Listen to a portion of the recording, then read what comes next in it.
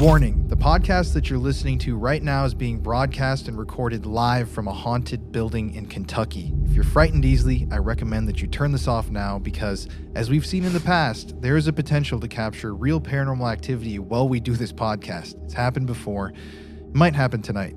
So, if you're still with us, please, if you hear anything that you might think is an EVP or a spirit voice, feel free to send it to paranormalfilespodcast@gmail.com. We're going to be reviewing those catches and playing them back on the show and giving y'all credit for what you see. So, without further ado, welcome to the Paranormal Files official podcast. So everybody, welcome to the Paranormal Files official podcast. I'm Colin from the Paranormal Files. In this show, we take you guys live into some of the most haunted buildings in the United States. Currently, we are in Kentucky at the very northern tip, right bordering Cincinnati, Ohio, and we're sitting in the notoriously haunted Bobby Mackey's. We're actually in the building. We're, I guess, on the dance floor area. And like I said, just a couple nights ago, we had this camera back there get pulled while we were doing a podcast. It literally slid across the floor. So I'm very anxious to see if anything happens just while we're interviewing and having a chat tonight. But if you're listening to this podcast, I want to remind you that you can go watch the video of what's happening on YouTube. Hello to everybody who's watching the video right now.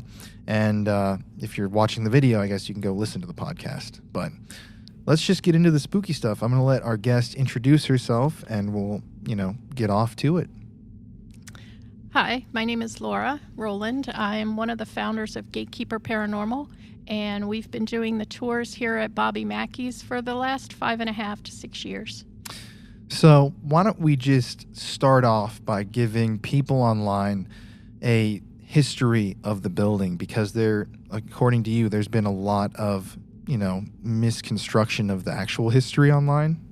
Yeah, in the past, a lot of the legends have gotten mixed in with the facts, and it's been hard to tell the difference between what's myth and what's fact. So on our tours, and every time I do one of these interviews, I like to give the real history of the building, because the real history is even more interesting than the legends, I think. And that's what matters, is the real history, I like legends. Legends are cool, but at the end of the day, most of the time they didn't happen. So when you're talking history, we have to kind of spell out what happened, when it happened, and who it happened to, not, something that somebody claimed happened back in the 1890s, something like that.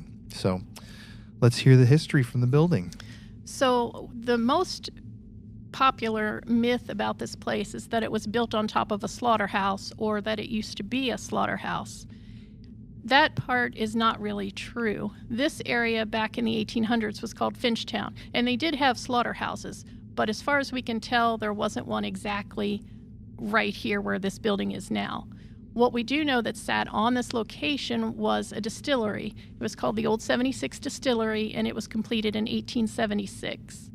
The distillery is actually who dug the tunnels or the wells, the portals to hell that go down to the Licking River, which is right behind us. So they dug 3 of them. There's the one underneath us, and there's one on either end of the parking lot. And they used those tunnels as a pump to pull water up from the Licking River to make whiskey. And that was the only purpose of the tunnels at the time.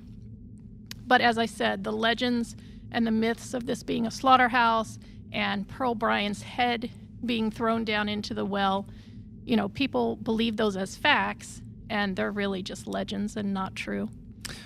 So after it was the distillery, what happened to the property?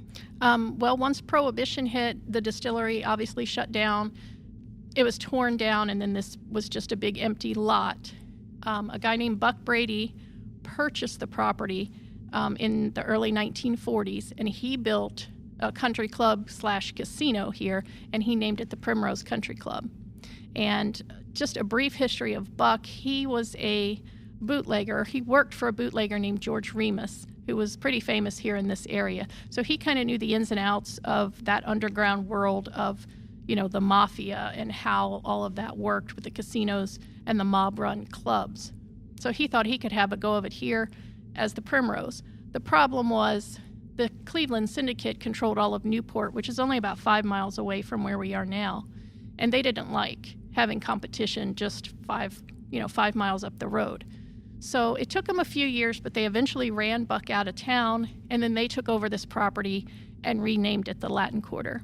And once it became the Latin Quarter, they obviously could put a bunch of money into it, and they were able to attract more big-name acts to perform here, like Ella Fitzgerald and Nat King Cole performed here. Wow. That's crazy. Yeah, right on this stage that's behind me. It's pretty cool to think about that. Yeah, it's hard to imagine, seeing those performers of that magnitude and kind of historical relevance just right here in, Bobby Mackey's, the Demon Bar. It's a very strange turnaround from that to where it is today. But so what kind of things were happening in the bar when the mob controlled it? Well, the first death that we know that happened inside the club actually happened when it was the Primrose, and that was in 1943. Right next to the dance floor was the men's bathroom. 2 guys got in a fight in the bathroom. One guy got hit. He fell down and hit his head on the radiator and died on the bathroom floor. And that is a documented truth. It's not a legend. I've seen the newspaper articles and the police reports about that. So that is true. As far as other things that might have happened, it's hard to say, because I always say the mob didn't keep records of who they might have whacked down in the basement. They didn't write it down. So it's kind of hard to say, but I can imagine, just from things you've read or heard about the mob and how they operated, and the fact that there's a jail cell in the basement and bullet holes in the wall, it makes me think that some stuff went on down there, I'm sure. Yeah, that makes sense. You don't really get bullet holes in a basement without something happening. I mean, I can't imagine that someone would go down there and just shoot off 8 rounds into the wall. Right. I mean, unless he was a very angry mobster trying to relieve some stress. And I actually heard a story, I read a story of a guy who used to work on a barge on the river. This was back in the early 50s or late 40s, I would imagine.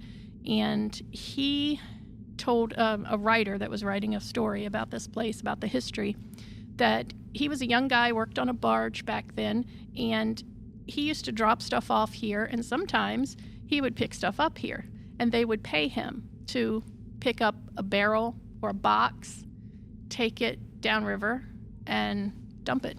Really? Yeah. Wow. I'm sure that man, unfortunately, has probably passed on, but he did tell that story, and he said that, he didn't ask any questions. They paid him to do a job, and so he did it. He didn't know what was in the barrels, but he had dumped a few of them in the river. So they're still there? Probably. Whatever was in those barrels and those boxes. Yeah. And it had to be something, because otherwise, why would you go through all that trouble? You wouldn't. Right. And you wouldn't pay someone to dispose of that if you could just throw it out. That's sketchy. Yeah, it is. So the mob was here, and they controlled the bar. And what happened after that? Well, once Vegas took off, because before Vegas, this area was called the Sin City of the South. And this was pretty much Vegas before Vegas was Vegas. So if you wanted to gamble, listen to music, drink, you would come to Newport, Kentucky. That's where all the clubs were. Like I said, we're a little on the outskirts, so this wasn't quite as popular. But I think they still did okay when they were the Latin Quarter. But once Vegas started booming, Newport kind of started going downhill. A lot of those clubs either shut down, or they turned into strip clubs, or, they just folded. This one stayed open for a while in the 60s, and they actually had bingo games here. And they ran bingo games for many, many years. And then I think they eventually got shut down because they got caught buying their bingo cards from out of state, which is a no-no. So the bingo game shut down, and then the property just sat empty for a while. It had a few years in the 70s where it was like a biker bar. It was called the Hard Rock, not like the restaurant chain. It was just called the Hard Rock. And that was a rough place. They called it the Bloody Bucket because of all the fights that happened here. They said there was always a bucket of bloody water where they'd mop up the blood from the fights and throw it outside. Wow. And I have an interesting ghost story about that I'll tell you in a little bit. But so yeah, for a couple of years, it was a pretty rough place. And there were people that did die, but that was in the parking lot. There were a couple guys that got shot in the parking lot. During the Bloody Bucket days. Wow. But I don't know that they died in the parking lot. They may have died in the hospital. I just read about the shootings that happened because it was a rough place. I didn't know that until right now. Yeah. We didn't talk about that in the interview earlier. I forgot. Sorry. Wow. But it was only open for a few years. Eventually, the city of Newport shut it down because it was a public nuisance. So they finally just shut it down. And then it sat empty for a few years. And then in 1978, Bobby purchased it and made it what it is today, the honky-tonk capital of country music. And he's been here ever since. And one of the supposed most haunted places in America. It's always on every list, Bobby Mackey's. Yeah. And on our channel, at least, people who are watching, we have heard you guys. We've had so many comments. Come to Bobby Mackey's. Come, go see Johanna. Investigate the legends. And finally, we listened and actually just came. So it feels cool to be here because this is kind of a mythical place in the paranormal community. And I wonder if we'll catch anything tonight. I hope interesting. So beyond the history, now we kind of understand what happened here on the property that was documented. What are the legends that surround Bobby Mackey's that add to that, haunted mystery? The first legend was Pearl Bryan. She herself is not a legend. She actually was murdered. Her head was cut off, and her head was never found. The legend comes in that her murderers, who were Scott Jackson and Alonzo Walling, cut her head off, brought it here to this property, which everybody thought was a slaughterhouse, but it wasn't. But they brought her head here, took it down to the well, did some kind of satanic ritual, and threw her head down the well. That's a very popular legend. I'm sure everybody that's heard of Bobby Mackey's has heard of Pearl's head being in the well. But the problem is she was murdered in 1896. And as I said before, the Distillery was 1876, and they were here for 40 years. So it's highly unlikely that Scott and Alonzo could have walked into this building with a head and done a ritual and put it down a well where there was likely a big pump or some kind of machine sitting on top of that. It's just not possible. It doesn't really make sense, no, when you think about it. But, it's one of those legends that has been passed around for decades, literally decades. And people, believe it. People come here to investigate and they want to talk to Pearl. They try to contact Pearl. I mean, maybe they do. There's no reason she couldn't be here. Mm-hmm. I mean, she was only murdered a couple of miles away. So, but as far as her head being in the well, no. Yeah. Have you guys actually gone down the well? Mm-hmm. Yeah. Nothing down there. Well, it's right here on this property. It's filled in with dirt. I guess they didn't want critters coming up. So once the well was uncovered, they, filled it in. But we actually did several years ago, went down to the river, crawled through the whole thing, and came up as close as we could before we got to the building. Wow. So that sounds like an adventure. It was. And the main reason we turned around is because the girl that was in the front of the line heard squeaking sounds, and she thought it was a rat. So we kind of turned around. No, thank you. And got out of there. But so you've got Pearl, and you've got Johanna. So let's talk about her now. Johanna, sometimes I even hate to bust this myth bubble because people love Johanna. And if you love Bobby Mackey and you love his music, you probably love that song Johanna. It's a great song. So, I'm always hesitant to tell people that she's not a real person.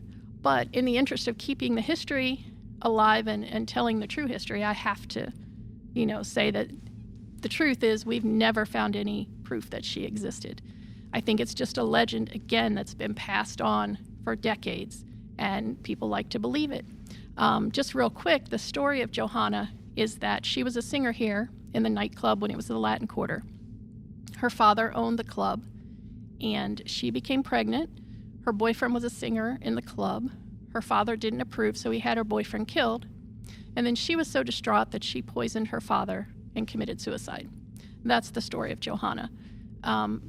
Back when that story first started circulating back in the 80s or 90s, it was really hard to verify facts back then because you actually had to, physically go to a courthouse or police station and search through paper records. And, it wasn't as easy as it is now. But in the last, say 10, 12, 15 years, people have researched it, myself included, tried to find proof Because, I mean, if she was a real person, I want to know about it. Never could find any proof that she existed. That's crazy. Yeah. But still, that story is, what brings in so many people. And the song, the legend, and the potential to actually talk to Johanna, I think, has a big appeal to a lot of people. Yeah. Sadly, though, not every legend can be based in... Okay, yeah, go. By the way, to everybody, it's really cold in here. It's a very chilly night. I am just wearing a t-shirt, and if you hear a kind of noise, that's not a spirit, that's her coat rustling in the microphone. Yeah. So we've talked about the history. We've talked about, things that have happened here and the legends, but let's kind of bring it to the exorcism that happened here, because that's a very interesting part of this whole, mythology of Bobby Mackey's. And that really did happen. That is not a legend. That was Carl Lawson. He was the caretaker here. He was, he was a good friend of Bobby's. He worked here. He lived here on the property for 13 years. And he felt like whatever evil spirits were in this building were trying to take over his body and possess him. And I think the main spirit he thought was trying to get into him was Scott Jackson. Because again, the whole Pearl legend had kind of started with him. So he felt like Scott was trying to take over his body. He said he used to go to bed at night upstairs and he would hear what sounded like hundreds of people walking around down here. And it just really started, eating at him and affecting his mental health at the time, I think. And they eventually contacted a priest who thought, they had to get rid of the evil spirits. So they sat him down here in the club and did an exorcism. It lasted for hours. It was recorded. It's on YouTube. It was quite an ordeal back then. And that happened right back there. Yeah. For the people that are watching, maybe in my shot you can see it, but it's the very back of this room that we're in right now. Yeah, there's a green and red light back there. That's where it is. And that's called the Monster Room now? Well, only because there's a Monster Energy drink sign, and it sounds cool to say the Monster Room. Yeah, I like that. So you've got, possession, you've got ghosts. Where did the demon stories come in? Why do people think there are demons here?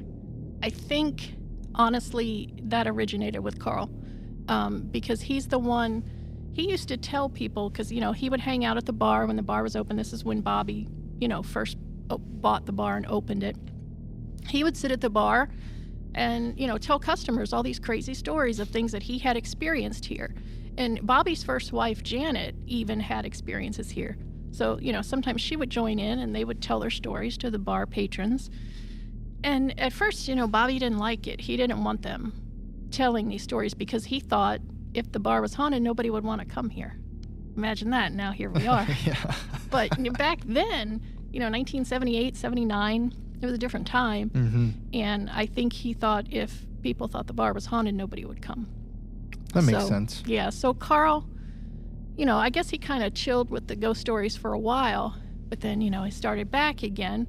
And there was a guy who used to hang out here. I think he was a friend of Bobby's as well, but he was a writer. And he got to talking to Carl, and Carl finally asked Bobby for permission to tell his story to this writer. And that's what the book Hell's Gate is. It's basically a collection of Carl's experiences here. And it really pulls in all of the demonic stories that Carl told. But again, I'm not trying to say Carl is a liar. I honestly didn't know him. But I just think he struggled with his own inner demons. And, maybe that kind of projected into what he experienced and felt while he was here. Yeah, because you were telling me earlier that you personally don't believe in demons. I do not. But at the same time, Bobby Mackey's is known as this place across the world even that is inhabited by demons, which is why I'm super interested in seeing what happens tonight, because I also don't believe in demons, and I respect people who do, and I'm not trying to convince you not to, but I've just never personally experienced anything that would lead me to believe that it was a demon that I was, talking to or affecting, and I've challenged them. I've taken part in different rituals and ceremonies and studied occult history with one of the leading occult guys in the world, and, I've never even come close to feeling possessed or some sort of a demonic attachment. So that's the way I feel too. I mean, especially if you think about what a demon is meant to be. I mean, if you believe in a demon, you have to believe that he's very powerful, right? I mean, a demon should be able to send you straight to hell if he wanted to. But yet, no, he's just going to come in here and knock your light over or scratch you. I mean, supposedly he's got all this tremendous power that he could do whatever he wants, but no, he's just going to mess with your stuff a little bit. If something did get messed with right now, I would be very freaked out. Yeah. That light just explodes. I'd be like, okay. That would be awesome. That would be sweet. Yeah. But Bobby Mackey's, like I was saying before, is known for being demonic. What kind of experiences have people had in the building that has led them to believe that it's demonic? Probably the thing that happens the most that people blame the demons for is getting scratched. Because I've had people on my tours get scratched. Other tour guides have had people get scratched. It happens. It really does. I've been scratched. But I'm not going to tell you a demon did it. Mm-hmm. I think the ghost cat did it, but that's another story. The ghost cat? Yeah, there's a ghost cat here. Really? Yeah. Where in the building? Usually he's back in the monster room. Sometimes he's in the basement. My experience with getting scratched happened, it was summertime. I had a tour. We were in the basement in the well room. I was wearing shorts because it was summer. And we were just hanging out in the well room, trying to, get some activity to start happening. And on the back of my leg, like on my calf, I felt burning like everybody does. And I took my hand because I thought, it could have been a spider. There's something there. So I kind of took my hand down there and I had a flashlight. And when I looked at my hand, there was a little bit of blood on my finger. So then I shine my light down there and I'm like, what in the world? And it was just one. It wasn't like the 3 scratches that people, it was just one little scratch. And it was only maybe an inch long, but it was bleeding. Wow. And it hurt. I mean, it burned like a scratch. There was nothing around me. I certainly didn't scratch myself. There was just all of a sudden a scratch there. But it was almost like the little cat, and scratched my leg. Yeah. But no, the cat, we have heard him. I've seen him once. I think he's yellow because I've seen a yellow streak run across the floor. Wow. But yeah, sometimes we'll be up here and you'll just hear this real faint meow. Now, there could be stray cats outside. Sure, of course there could. But I don't think there's stray cats in the building because we would have seen them by now. We'd smell them for sure. So it's just sometimes you'll just hear a little meow. And the building's pretty securely locked down.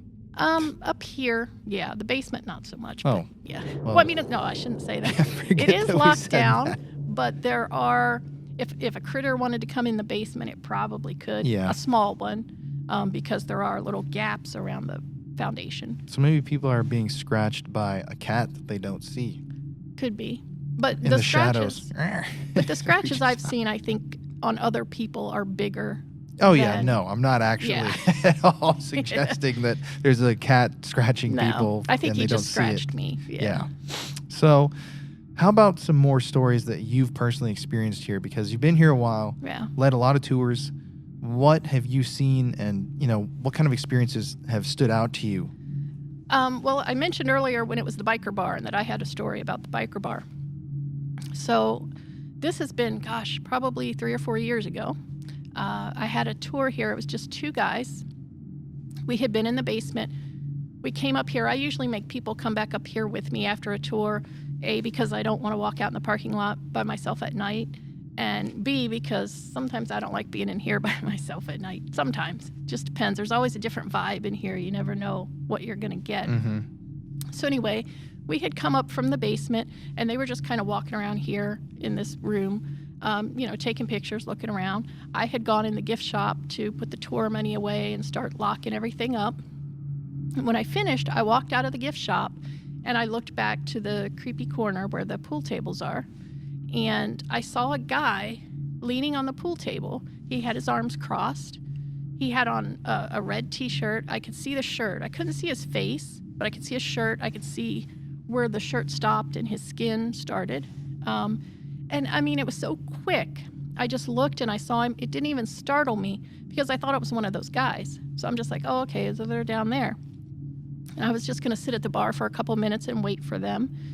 And before I even took another step, I heard a noise back in the monster room. And so I look over there, and I could see both of their flashlight beams back in the monster room. So I look back to the pool table, and Mr. Redshirt is, of course, gone. He didn't stick around for a picture or anything. But the feeling I got from him just from looking at him in the way, it's hard to say. When you experience something like that, it's kind of hard to put it into words. But I got the feeling that he was from that era, is what I'm trying to say. From like the 70s, kind of the hippie kind of vibe. I couldn't see the features of his face. I could just see that he was kind of tall and thin. It looked like kind of long hair. So that's why I just kind of associated it with maybe he was from the 70s. I don't know, but it was a weird experience. It's probably, it is the only time I've ever seen what I would call a full-bodied apparition, because he wasn't a shadow. I mean, he was just like a person. He was just there. Yeah. I've only had that happen to me once. Is that I've never told this story to anybody online. I was actually shooting a music video for my music that I do, and I was at an abandoned nursing home, and I was with like 6 dudes, and they had like camera gear. We were just setting up lights, just not ghost hunting at all. But I had recorded some activity in this building before because we filmed an episode there, and I walked out to the parking lot area, and I stopped because there was a brown Buick just sitting in a parking space with the old guy like leaning in like this into the window. And when I looked at him, he literally like straightened up like this and looked right in my eyes. And I'm like, holy shit. And I jumped back behind the building because obviously we weren't supposed to be in there. It's just an abandoned building. And I'm like, guys, we got to get out of here. There's a dude in the parking lot. He's like, he's going to call the police on us. We need to leave now. And everyone's like freaking out because there's one entrance to the parking lot that you go into and come out of. And we're sitting there for like 5 minutes packing our stuff up frantically. The car never leaves. The car, you don't even hear it turn on. We're like, okay, that dude's got to be out there. And we walk back out. There's no car. There was nobody there the whole time. And we're like, okay, what the hell? Like everyone thought I was tripping out and I was crazy, but I saw exactly what you saw. Like it just looks like a person. But you saw a car too. Yeah, and a car. Bigger. That's what's interesting. And I don't know how the hell there would be a ghost car because there's no life force inside of a car. But I mean, I can picture it every time I tell a story because it was there, but the dude never left. So, but you've got every type of spirit here in the bar. You've got 70s, biker bar guys. You've got, supposedly Johanna, her myth, which, something that I always like to think about is maybe the fact that everybody believes in Johanna and kind of, pushes that out of their minds, creates a sort of phenomenon that could be causing a Johanna EVP or something like that. I don't know, but it's interesting because you guys really do have all the different types of history and even the mobsters and a murderer and a shooting in the parking lot. It's crazy. But besides all of that stuff, what else have you experienced here? Well, I had an interesting experience back in the fall. I had a little larger tour. It was about 6 or 7 people. I had finished my little history walk, and we were just investigating because that's what we do for the most part on our tours is investigate. So we were over in the ballroom, and we were just sitting at the tables, and one of the girls thought she saw a shadow in the back right-hand corner behind the bull. So I'm like, okay, let's get up. Let's walk to the opposite corner so we don't rush up on it and scare it away. Let's walk to the opposite corner and see if we can, talk to it and communicate and see what we can get. So before a tour or during a tour, for the last 2 or 3 years, back by the pool tables, if there's pool balls sitting out on the tables, I will always take them and put them right by the edge of the pockets. For however many balls are sitting out, I'll put them right by the edge of the pocket. So I had done that earlier in the night. So we walk back there, and she's, talking, if there's anybody here, let us know. Can you talk to me? Blah, blah. And then all of a sudden she says, or you could knock that pool ball in on that table. And I swear it was like 2 seconds later, that ball fell in on the far pool table where she saw the shadow initially. The ball fell in the pocket, clunked and rolled all the way down, just like they do. They make a hell of a lot of noise. Mm-hmm. It's unmistakable sound. And it happened. And, there were 7 people who witnessed it besides myself. It was amazing. It was probably one of the coolest things I've ever experienced because it happened on command. It happened, there was nobody over there. And pool tables are heavy. You can't just, kind of lightly bump them. Mm-mm. And there wasn't anybody over there anyway. So, I mean, I was freaked out. I was so excited that something like that happened. It was amazing. That's really cool. Yeah. Like, that's the type of stuff that I wish that I could see. Because as much as I like equipment, I love the physical doors opening and shutting or things moving and, voices you hear actually in your ears as opposed to on a little voice recorder. Right. So besides yourself, what kind of activity is the most common in the building? Probably like you were talking about just now is voices. And a lot of audible voices that you'll just hear, not through a spirit box or a recorder. We get a lot of audible voices that we'll just hear. It happens up here. The guy I told you that was murdered, right in that area where that happened, we'll hear men's voices. I've also heard men's voices by the bar area. You just hear them. I can't understand what they're saying, but you just hear them. In the basement as well, I had a tour in what we call the Room of Faces, which is the very dark room in the back. I think it was just a couple. It was a guy and a girl. And we were standing back there talking, and very clearly, someone said, hello. It was like they were in the room with us. And, that's always the time when you don't have your recorder going, Mm-hmm. So. Every time. But, I mean, we heard it, and it was just so clear. And, every time, even now, as I'm sitting here telling these stories, sometimes I feel a little awkward because I think, why would you believe me? Because I'm telling you this, I have no proof of it. Mm-hmm. But, I guess it's one of those things you just have to trust. But, I heard it. I've seen things. And there's a lot of stuff here. But at the same time, what's a story, without proof? Does it really matter when you're telling a story to a friend about something that happened to you the day before? Oh, I missed a red light and hit someone, or, I forgot my milk at the grocery store and I went back and I ran into my ex-girlfriend, something like that. They don't have proof of that. Right. But you believe them still. What's the difference between that and a ghost story? Well, because their ex-girlfriend is probably alive. And we're talking about someone who's dead. Dead. Or, it's just, I don't know. Definitely complicates it a little bit. So what other experiences have you had here? I mean, you've got so many stories to share. Yeah, we could sit here all night. I've heard growling in the basement on several different occasions. We kind of talked about this earlier about animals getting in. That it's certainly possible in the basement because this is an old building and it was kind of built kind of piecemeal around an existing building that was already here. So there are little gaps around the foundation down there, and it's quite possible for little mice or something to come through. So, a lot of times when people are in the basement and they'll hear something, oh, that could be a mouse. Sometimes it probably could, but some of the things you hear down there, a mouse couldn't do. Like, I've heard loud things crash over down there. It's unlikely a mouse did that. I've had pieces of glass thrown at me down there. A mouse didn't do that. Oh. And the growling, mice don't growl. And be like a big mouse on steroids, like knocking stuff over. Yeah, and some growling. of the stuff that happens in the basement, and people, the skeptics that come on tours always are like, oh, I'm sure there's mice down here. That was probably a mouse. No, it wasn't. How would a mouse even throw a piece of glass in the first place? I don't know. I've talked to skeptic people like that and just asked them kind of questions like that, not trying to be rude, but if it was a mouse, how did it make that shelf fall over? And they'd never have an explanation. Yeah. It's the same as us. I don't have an explanation, but neither do you. So I mean, and I'm what it is. Very skeptical. I Same. mean, even now, and like I've said, I've experienced a lot of things here and other places that I can't explain. But I'm still very skeptical because I always think there has to be an explanation for what just happened. And if I can't figure it out and the people I'm with can't figure it out, then, who knows? Then it's interesting. Yeah.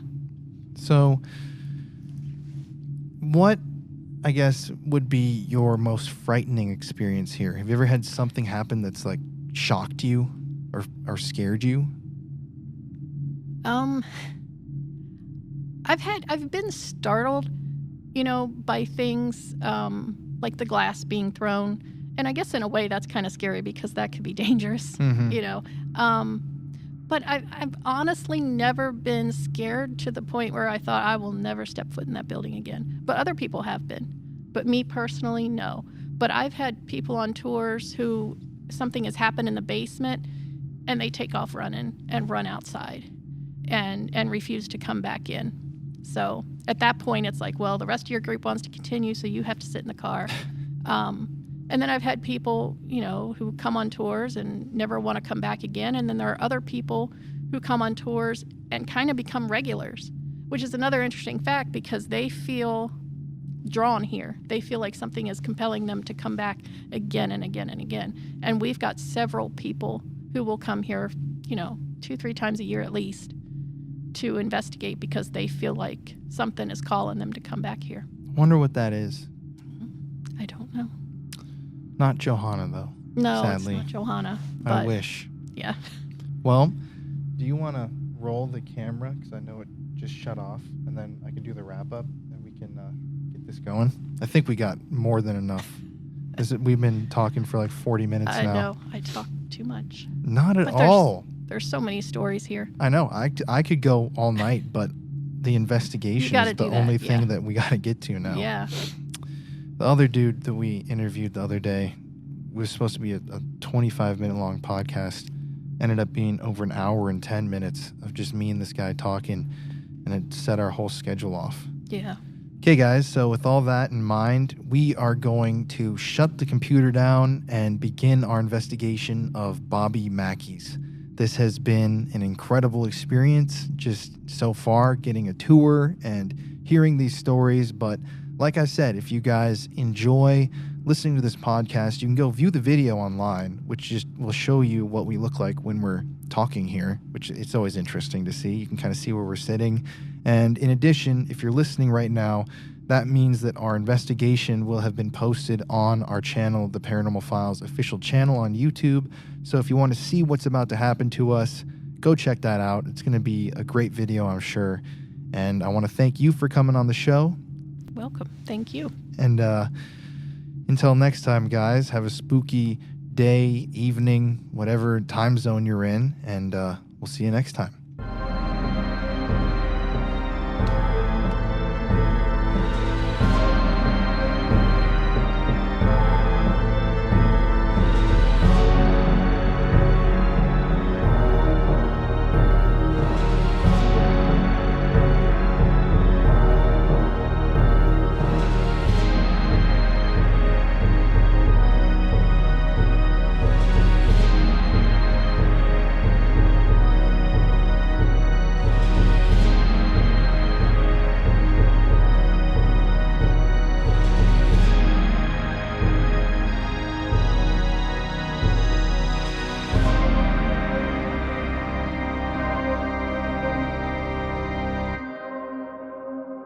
Don't forget to head to the Paranormal Files official channel on YouTube to see what spooky things transpired when we turned the microphones off.